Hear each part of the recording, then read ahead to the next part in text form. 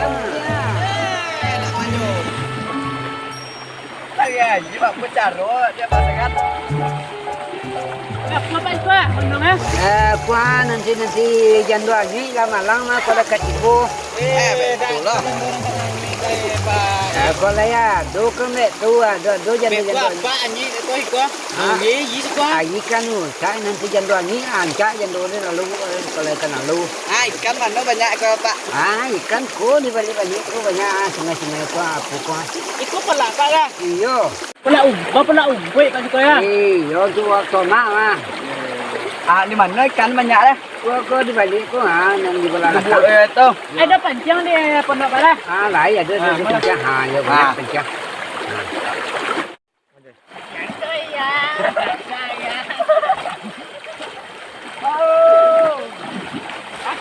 Pak dah.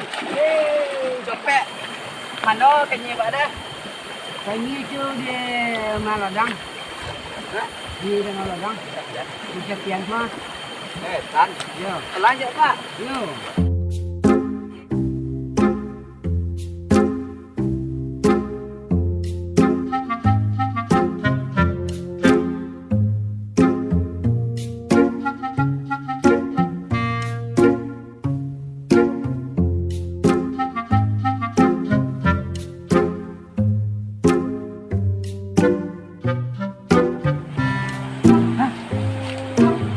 Cô tôi đang ngày nhẹ.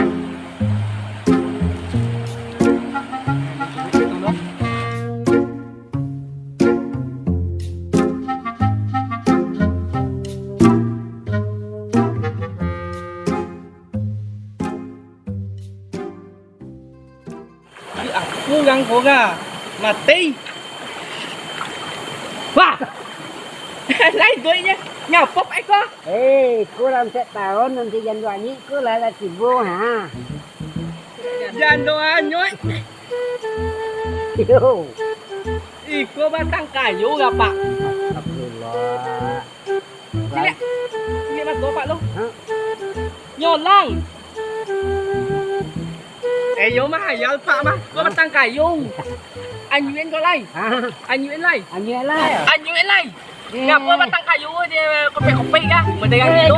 Mendengar gitu itu. Anh Nguyễn lay. Jam 2 ni.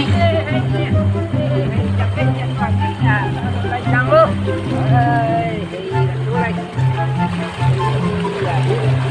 Aku nanti sampai kau. Aduh jam 2 ni.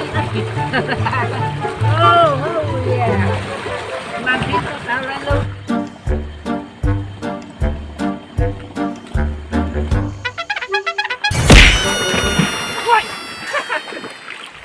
Tantang. Chưa có buồn đâu sao? Bia ni mang kenapa Pak? Bawa jejak eh. Tôi đi ăn tên đâu? Ăn một sen rồi gì? Tôi đã mang say lấy. Apa dah tengok ada tadi?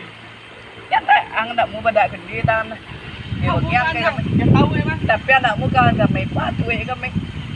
Banyak ikan juga kan ni itu. Ada sekarang ada apa? Ikan lain itu apa? Bogai ke? Kafe dan deng.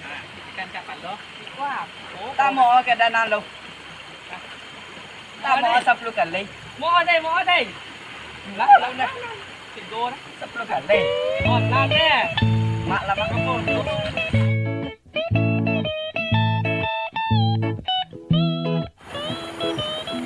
Ngon này, cả nọ đã. Makan ikan. Dah Riko tu gila. Makan ikan godang. Đấy này nhá. Chị lah, menyo kalau chị ada tay dapat bawa juga ada berdua. Woi, kalau nak makan, Anda mengikan ya ada. Dari kolong. Iya, awak nganyikan lo nak, dapat kan lo nak. Copet lah mang kami nganyi kau nyak cek jaga. Ada seru samang. Baik boleh Kau ko. cek jaga nang. Apa dia masuk-masuk datang ke dan? Baik lah boleh amang. Kau nak kawan kami yang kau dah cik freelan lihat. Pitang no. Pitang nih. Kau Kau dah nak dah. baik lah. Din namang. Tak kepak dah. Apa mana lain? Tak kepak dah. Tak kepak sagan. Pak dah nyok buat dah nah. Dan tak kepak sagan. Jangan tak dah poi dan. Dia copet pai. Đang đàn này cá đang đen nẹ dan này. còn jangan bang, pengoan. ไปหมดเลย Royko. Apa Eko, Le. apa bang? Royko. Eko bang. Apa bang? Bukan. แย่ Pai go. Pitai dan lah anda. Pai lah go. Apa bang? Pai, boleh Royko. Kan, nolai bang. Cái con đây hẹp bốt quá, cái con đây. ได้ดันตอนเต้า Ang pai hậu gang. จบแปะลาดกโอ้ยตูเงี้ย Nhà pot đã nó phải vua. Pai bột lên hậu gang nó ăn. Pai bột lên go. ว้าวคุณโลดังด้า Đi bang. Apa ang? บันนี้เนี่ยยังมายังมาเลย Woi. Apa Malaysia? บันนี้เลย Dah, iya. กระสิบปามบอส Royko ada nak pada cái mana mana. Dah mengenai bang, bang. Bala, Jangan mengenai bang. bala, cepet จบ cepet. แปะคุณโลดังด้า Cie, cie. Jangan nak ting. Pite ya. แปะ Bap boleh bang. Betul je ni. Cái con đây hẹp quá, mak konten tu. Mak penting. Ya. จบแปะอ่า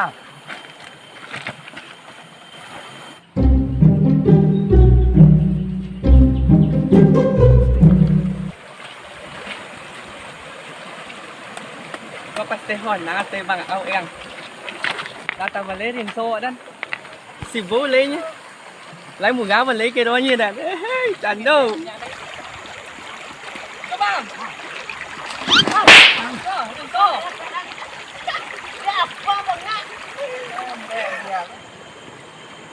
rồi đấy anh đấy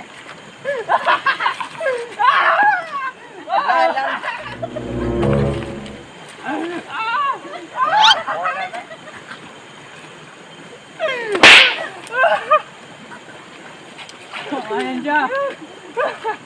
Hỏi anh chưa? Các bạn. Đây, có lời lấy ở đây. Bằng càng cắn thôi này. Hãy nhìn lại cắn á. Để xô. Giờ này gua này đây. Giờ này gua coi nha. Apa dah boleh tu deh? mereka dah Royko. Kau apa Kak, mau? Kari. Wah, pakai dah ang kok yo. Ngapa dah makan pengek Dia dah? emang nak torin kau pun dapat ikan kau. Boleh reko le rinso. Lo ikor dengan ni lah.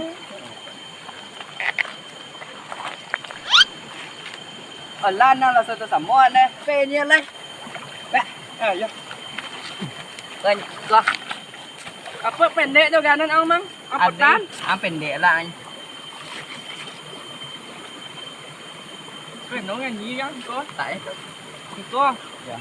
dan apa na au tadi sẽ lắm. Phải giáo cho nó gọi là đập vệ căn nữa. Chứ ông muốn nghe nhí có lấy gắng. Giờ nắng cảnh nhanh có luôn á. Tôi còn chọn nó tak bên dâu đấy. Giúp con ngã té mất. À, kita guna. Gua.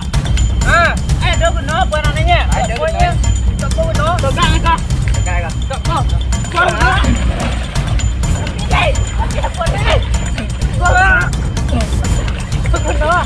Có bên đó quá.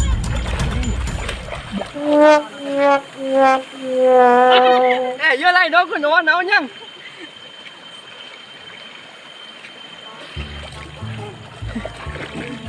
Cái này kìa, nhanh nó có mua mặt căn ikan nha nè vậy. Pegang dengan ni lah. Đây. Dia kan ni đây. Ôi nhang. Như dừng luôn đã ăn. Đi nhìn luôn ăn. Nhìn đâu? Giờ ăn nào liên như được coi đây. Nhưng mà mình trao đi ngay như coi đó. Dingin. Di mana banyak ikan gini kan? Tôi chỉ chuyện làm một mạng tôi đang Cho nhai làm can mak tôi nhảy kan aku. Giờ nhà làm mak. Đang có đắng cả yang Ah, yang. lah bakau tau. Dia jaga. phần nào đã đứt cắn. Kan.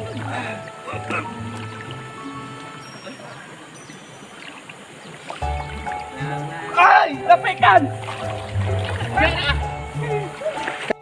Đập bé không?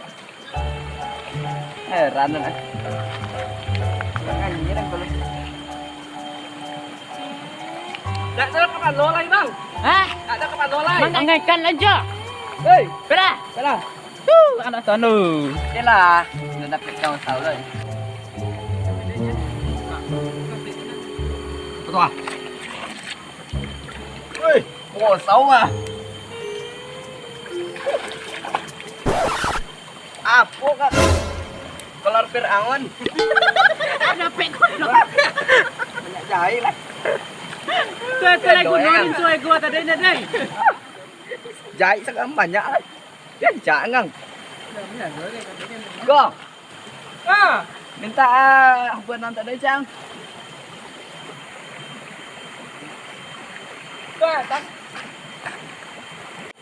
Aduh ya jadi kuno dan saya gue.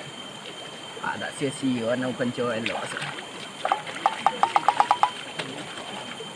Model baru li. Alah bang. Tên lẩu mạ nha. Tên lẩu mạ coi. Nhanh can cek bos. Quay cái cam năng. Quay kan.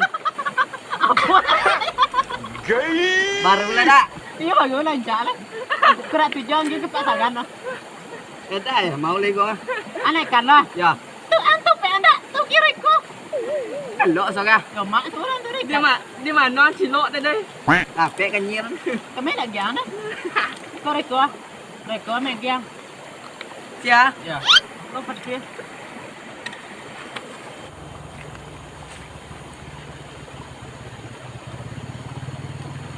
Hei, yo lo mak so bang. Iya dak. Lo mak so. Buat bagi dua ya. Ya pada gua bon bang, ya bon bang. Dah, harum lah. Buat bagi dua ya. Dah ada cimennya sedang. Nope. Eh, yang lo mak tak ada gi ada deh. Nah. Pakai kanan jangan mau buah kok. Ikan panggang ikan aneh. Ikan sirang aneh. Lagi lah.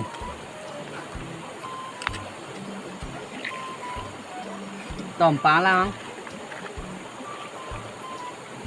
Pakai ikan bontek aneh. Busuk banget ya sang. Tambah rekomnya. Wah, tuh lagi garam tiang. Bempal luang bang kah?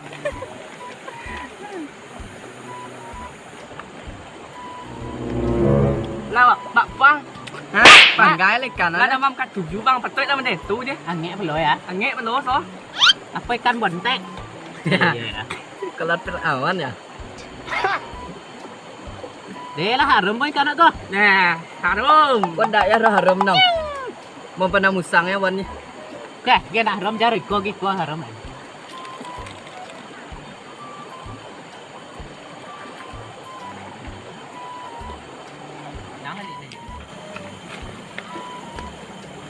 Lah harum pun kau makan ikan dua lagi kau. Nah, yo baik lah.